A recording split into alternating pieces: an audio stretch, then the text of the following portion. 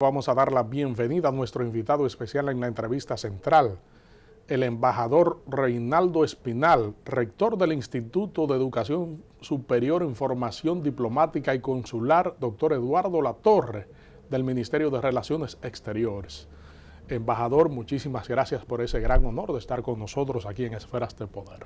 Federico, muchísimas gracias. Para mí constituye siempre un placer estar con ustedes y máxime, ¿verdad? Porque comparto con ustedes también esa relación entre profesor-alumno o alumno y más que alumno y profesor, amigos también. Entonces me complace mucho estar en tu programa, que es tan importante, y saludar a toda tu teleaudiencia, que yo sé que es muy amplia en esta hora.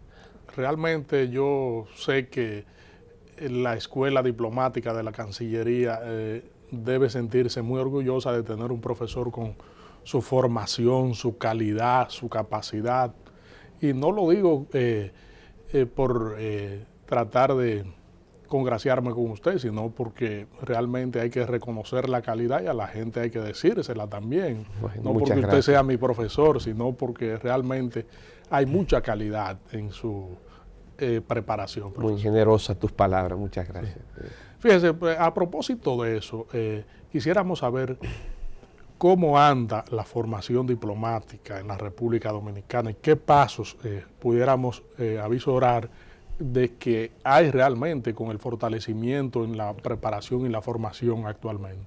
Muchas gracias, Federico, nuevamente. Ciertamente la pregunta es muy pertinente porque justo en estos últimos 2 o 3 años yo creo que hemos dado pasos sumamente significativos de cara a trabajar en la profesionalización del servicio exterior. Y esto te lo digo porque lógicamente es una tarea muy titánica, muy exigente, y todos los países que han alcanzado niveles de profesionalización en su servicio exterior han cuidado 2 cosas fundamentales, vamos a decirlo así. Primero, que haya un estatuto jurídico que regule realmente, ¿verdad?, lo que es el servicio exterior, que le imprima la debida coherencia. Nosotros tenemos la ley 314, pero esa ley ya es un tanto obsoleta, porque es una ley del año 1964, del gobierno del Triunvirato. Pero hay un proyecto de ley que cursa en el Congreso donde han trabajado gentes muy capaces, tanto del Ministerio como la misma Comisión de Relaciones Exteriores de ambas cámaras. Lo que esperamos es que esa parte ya se apruebe y que ese estatuto nuevo sea el que regule todo lo atinente al funcionamiento del servicio exterior y de la Cancillería. Pero al propio tiempo también hemos trabajado en el proceso de fortalecer el Instituto Diplomático, o lo que era la Escuela Diplomática. Y yo creo que el paso más significativo ha sido que en el año 2012, el 21 de marzo justamente, en el año del año 2012, pudimos obtener, después de varios años de trabajo, que el Ministerio de Educación, o mejor dicho, el Consejo Nacional de Educación Superior, que es el órgano que otorga ese estatus, le otorgara a nuestro instituto la categoría, o sea, a lo que era nuestra escuela, la categoría de Instituto Especializado de Educación Superior en Formación Diplomática y Consular, lo que significa que está facultado para ofrecer programas de posgrado en el ámbito de su naturaleza, ¿verdad?, que es el ámbito internacional, a nivel de todos los niveles del posgrado, especialidad, maestría y doctorado. Eso ya de por sí es un paso muy significativo porque nos ha permitido ya comenzar a sembrar, digamos, a sentar las bases de una nueva formación, de nuevos criterios para la formación del diplomático dominicano. Pero ahora ya culminamos ahora en mayo la primera promoción de la especialidad en diplomacia comercial. Porque la diplomacia de hoy, como tú sabes, aunque no ha dejado de ser política, nunca dejará de serlo, pero el diplomático de hoy tiene que estar muy consciente de que dentro de la labor de consecución del desarrollo, que es lo que debe hacer un diplomático, trabajar por el desarrollo de su país, atraer inversiones, fomentar ¿verdad? Los vínculos de comercio, los vínculos culturales, los vínculos políticos, claro está que el comercio juega hoy un papel determinante, la atracción de inversiones y buscar desarrollo en el exterior. Entonces, hemos preparado ya la primera camada de 26 funcionarios, pero yo también, como te decía, he venido a hablar de la maestría en formación diplomática y consular. Correcto. Porque esa maestría viene a ser lo que antes era el curso anual de formación, pero que no tenía carácter de programa de posgrado por cuanto no estaba reconocido por el Ministerio de Educación Superior. Pero ya hemos llamado a concurso para que 40 de los postulantes puedan formarse a nivel de posgrado al más alto nivel para el ejercicio diplomático. Vamos a reclutar 25 funcionarios ya que están activos en el ministerio y 15 externos, pero todos tendrán que pasar por el mismo proceso de concurso. ¿Qué significa? Bueno, que tienen que tomar primero pruebas de idioma, tienen que dominar, además de ser profesional, que es el primer requisito. Tener el título universitario. Exacto, título universitario de grado. Luego, prueba de idioma. Es decir, tiene que demostrarnos la solvencia en el dominio de un segundo idioma. Puede ser inglés, puede ser francés o cualquier otro idioma de los oficiales de Naciones Unidas. Específicamente ruso, árabe o chino mandarín. Pero estamos seguros que el 99% se va a examinar en inglés y francés. Y para eso ya hemos establecido dos procedimientos de trabajo con la Alianza Francesa y con el Dominico Americano, para que se examinen a nivel de idiomas. La prueba de idioma es eliminatoria, significa que el que no pasa prueba de idioma no podrá pasar a otros niveles. Entonces, si aprueba con 80 puntos la prueba de idiomas, entonces podrá pasar a la siguiente prueba de cultura general dominicana y cultura general internacional. Si hay, digamos, y luego la evaluación psicológica, que es también otro componente importante porque tenemos que determinar una serie de aspectos a nivel psicológico que son importantes en cualquier persona, pero sobre todo en un diplomático. Y finalmente una entrevista de panel donde tendrá que comparecer ante funcionarios de carrera que puedan realmente evaluar y estudiar la idoneidad de ese candidato o esa candidata. Y bueno, ya para mediados de mayo, que habremos publicado la lista de admitidos y estamos comenzando docencia. Realmente se trata de un programa novedoso y que va a fortalecer bastante la preparación diplomática en la República Dominicana partiendo de las explicaciones que usted ha ofrecido. Así es, así es. No cabe duda que, y esto lo decimos siempre en cualquier foro en que nos toca intervenir, y qué bueno recordarlo y repetirlo aquí en un programa tan importante como el tuyo. La carrera diplomática, como la carrera judicial, como la carrera militar, es una carrera especial. Es decir, que además de estar dotada, o que debe estar dotada de un estatuto especial, tiene unas condiciones específicas, especiales para su ejercicio. Y hay que recordar que en esta carrera especial, vamos a decirlo, valga la redundancia, se hace carrera o se debe hacer carrera. Es decir, y la puerta de entrada debe ser siempre el Instituto de Formación Diplomática, porque es por donde se comienza. O sea, después de 2 años de formación, usted entonces, además de ser profesional, después de 2 años de formación, entonces usted, egresado del Instituto Diplomático, comienza a ejercer la función en el rango menor, tercer secretario, segundo secretario, primer secretario, consejero, ministro consejero y en última instancia en algunos países embajador, pero en otros países termina como ministro consejero y ya lo de embajador es una decisión discrecional del jefe del Estado. El caso es que hay todo un escalafón del ejercicio de la carrera y hay que volverlo a recordar porque en todos los países donde está la carrera debidamente organizada, formalizada, estructurada, profesionalizada, el el paso de un rango a otro también es exigente. O sea, en la medida en que el rango es más alto, en esa misma medida pasar de un rango a otro tiene mayores niveles de exigencia, incluyendo exigencias de tipo académico. O sea, donde usted tiene que demostrar que se va preparando, que se va actualizando, que se va formando cada vez más. ¿Qué deben hacer las personas que estén interesadas en participar en la maestría? ¿A dónde deben acudir y qué documentos deben llevar? Muy importante pregunta. Le vamos a indicar primero la página web, que aunque está en construcción la página del instituto, pero ya ahí podrán encontrar los documentos básicos. La página es www.inesdit.edu.do. Me va a permitir deletrear lo de Inesdit. Correcto, para que no haya confusión. Claro, claro. Es I latina N E S D Y C. www.inesdit.edu.do.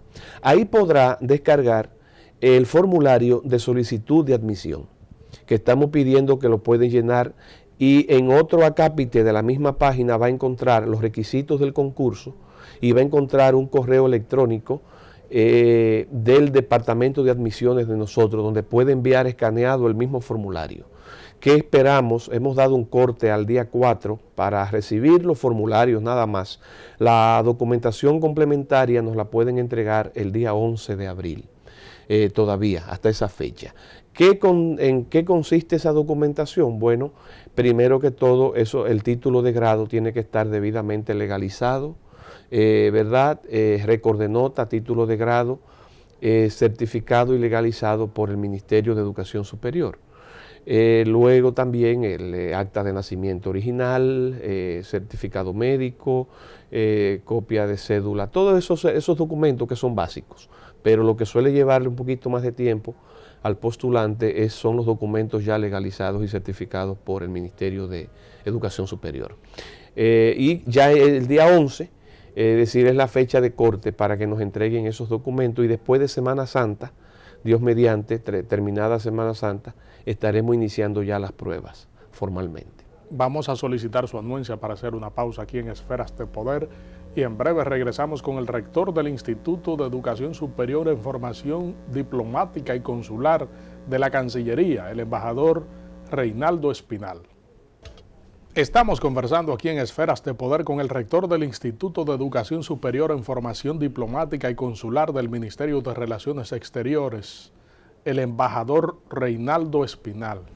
Fíjese, embajador, nosotros quisiéramos saber cuál es el punto de vista suyo como académico, como embajador, sobre el diplomático contemporáneo, la formación del diplomático contemporáneo y los retos que tiene este funcionario en un mundo globalizado y de tanta interacción a nivel de los gobiernos y los países. Así es.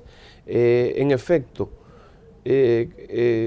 tú has planteado una dinámica, digamos, muy peculiar que pauta la diplomacia de hoy, muy al contrario de lo que tal vez era la diplomacia de ayer. La diplomacia, como tú sabes, ha pasado por distintas etapas, pero es propiamente en el siglo XIX, como tú sabes, con el Congreso de Viena, cuando ya comenzamos a organizar una diplomacia más estructurada, y a partir de ahí pues son muchos los cambios y los vaivenes. Todavía la diplomacia de la Segunda Guerra Mundial aún era una diplomacia que se solía denominar diplomacia secreta, o una diplomacia incluso, para decirlo claramente, una diplomacia hasta de espionaje.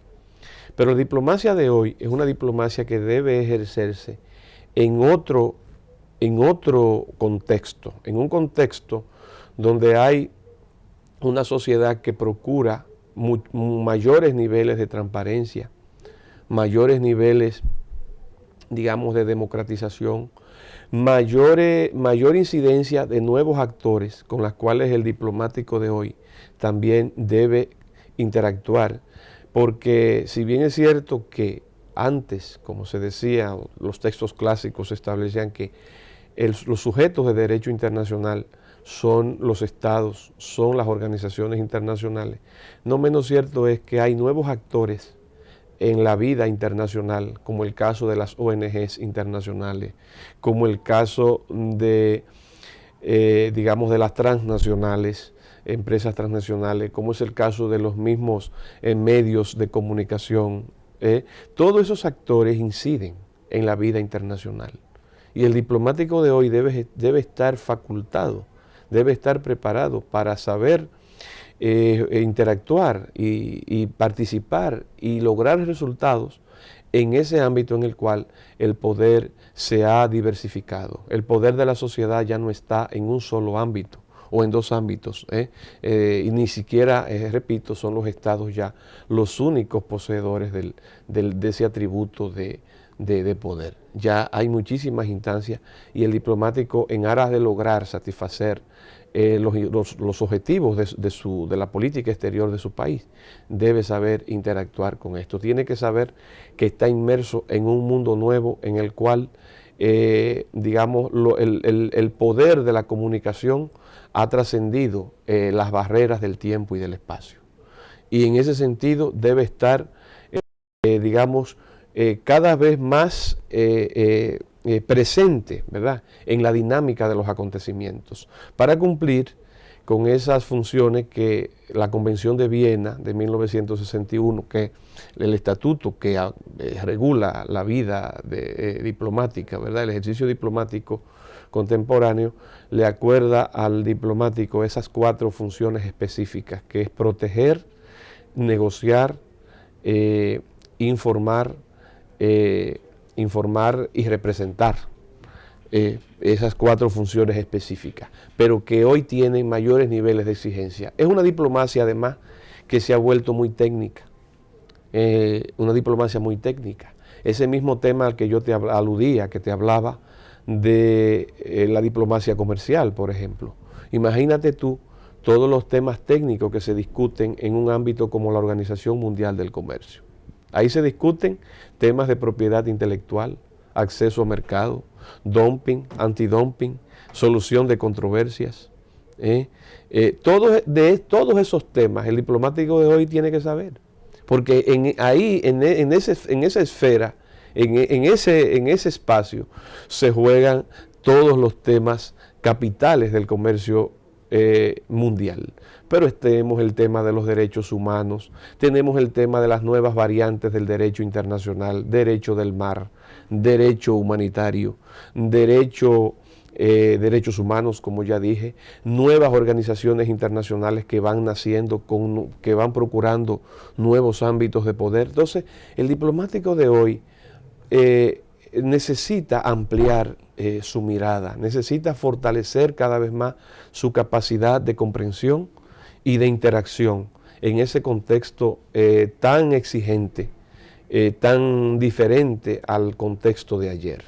Y claro está, hacer uso de esas herramientas que le pone en su mano las nuevas tecnologías, los medios de comunicación, pero evidentemente también sin olvidar que hay toda una ética diplomática, ¿entiende? Y sobre lo cual no se habla siempre, pero que hay que volverlo a recordar, cuáles son los atributos, cuáles son los valores que deben guiar la vida del diplomático. Como yo sé que hay segmentos en este programa, yo no sé si tú quieres que hablemos un poquito de eso en el próximo segmento. Claro, es importante que por lo menos se sepa cuál es ese nivel ético, ese punto de vista que debe exhibir el diplomático en el ejercicio de esa función que le confiere un Estado. Exactamente, así es, porque fíjate, uno de los atributos, por ejemplo, que la Convención de Viena le atribuye al diplomático es la capacidad de representar, que es lo que el Estado, cuando le designa y cuando envía sus cartas credenciales ante el jefe de Estado receptor o ante el país receptor, dice que está confiando plenamente en que ese representante, que es su voz, que es su cara, que es su oído, ¿verdad?, está facultado para representarle y para representar los intereses de su país. Entonces, puede darse el caso que tú te encuentres con un diplomático opinando a título personal de un asunto que es de competencia sencillamente del Estado o del ámbito de las relaciones bilaterales de ambos estados. Entonces, un diplomático por eso nunca debe decir, yo pienso. Lo que el diplomático piensa él individualmente, debe guardárselo para cuando esté tomando café o conversando en su casa. Pero cuando se trata de asuntos bilaterales o multilaterales que comprometen la política exterior de su país o la credibilidad o el crédito moral de su país, no, lo que piensa el Estado que represento y lo que piensa la Cancillería en el sentido de que debe siempre consultar lo que piensa su ministerio, lo que piensa su canciller y lo que piensa su presidente, sobre todo. Entonces a veces nos podemos encontrar con diplomáticos opinando de asuntos cuando ni siquiera se ha hecho la debida consulta para ver qué piensa mi ministerio, el ministerio, qué piensa mi país, qué piensa mi presidente. Entonces esas cosas hay que cuidarlas porque es parte de la ética del diplomático saber que actúa siempre en representación. Pero lo mismo que digamos, la prudencia, que siempre ha sido una virtud muy propia del diplomático, la prudencia, el equilibrio en lo que se ha de decir, en saber distinguir el momento oportuno para hacer las cosas. Lo mismo que, además de esas condiciones éticas, siempre hay que hablar de la parte, digamos, ya de lo que sería los atributos o serían los atributos psicológicos de un diplomático. En este caso, por ejemplo, estoy pensando en algo que a los psicólogos, yo reivindico mi condición de psicólogo, entre otras cosas, ¿no? El tema, por ejemplo, de la inteligencia emocional. ¿Qué tan importante es eso en la vida de un diplomático, en el actuar de cualquier profesional o de cualquier ser humano? Pero en la vida de un diplomático mucho más. Es decir, hay que cuidarse de dejarse traicionar por las emociones. En un momento dado usted se puede sentir molesto, se puede sentir irritado, se puede sentir incluso acosado psicológicamente. Y hay que saber mantener la compostura para no perder el equilibrio, para no perder digamos, esa sindéresis emocional que es la que permite a usted sobreponerse a cualquier circunstancia y mantenerse, digamos, en una actitud constructiva ante un ambiente incluso hostil. Lo mismo que, digamos, tantas otras capacidades que se le asignan al diplomático, saber fomentar la cordialidad, saber fomentar la amistad, saber construir relaciones positivas. ¿Tú te imaginas un diplomático en un país extranjero, un país, ¿verdad?, un país receptor, que no cultive relaciones con la Cancillería del país donde está acreditado? Hay que cultivar relaciones, porque esa es la forma a través de la cual usted puede, además de obtener informaciones fidedignas, es decir, saber, digamos, crear esa sinergia necesaria para usted poder cumplir con su trabajo. El diplomático que no cultiva relaciones en la Cancillería donde está acreditado, que no cultiva relaciones en esa sociedad, que no fomenta la cultura, que no fomenta el intercambio, que no fomenta la interacción, es decir, va a ir en desventaja. Entonces, todas esas cuestiones hay que trabajarlas durante los años de formación, para que el diplomático que se está formando, ¿verdad?, se forme con este criterio. Aunque ya no entra dentro del aspecto ético, siempre insistimos también en ese aspecto del aprendizaje de idiomas. Nuestros diplomáticos deben aprender idiomas. Incluso hay países que tienen como norma, como exigencia, que el diplomático que está acreditado en un país donde se habla el idioma que no es el suyo, en un plazo determinado tiene que haber aprendido ese idioma ya.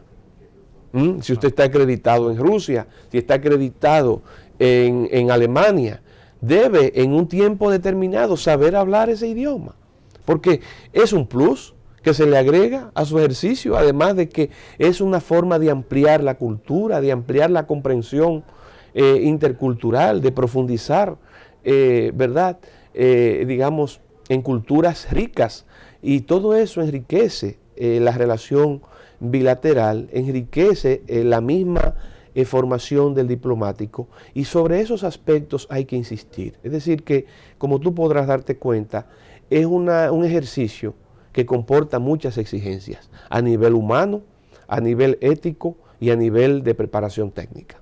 Profesor, le agradecemos bastante el hecho de que usted venga aquí a brindar orientaciones tan valiosas sobre la carrera diplomática y la trayectoria que debe tener un diplomático. Lamentablemente el tiempo se nos ha ido. Tendremos que hacer otro programa para seguir ampliando sobre estos temas que son tan fundamentales para un Estado. Claro que sí, yo te agradezco esta oportunidad tan valiosa y reitero un saludo muy cordial a toda tu teleaudiencia. Muchas gracias por este honor de estar aquí. Gracias a usted, profesor. El honor es nuestro. Hemos tenido la comparecencia del embajador Reinaldo Espinal, rector del Instituto de Educación Superior en Formación Diplomática y Consular, doctor Eduardo Latorre, del Ministerio de Relaciones Exteriores. En breve, Poder Ciudadano, aquí en Esferas de Poder.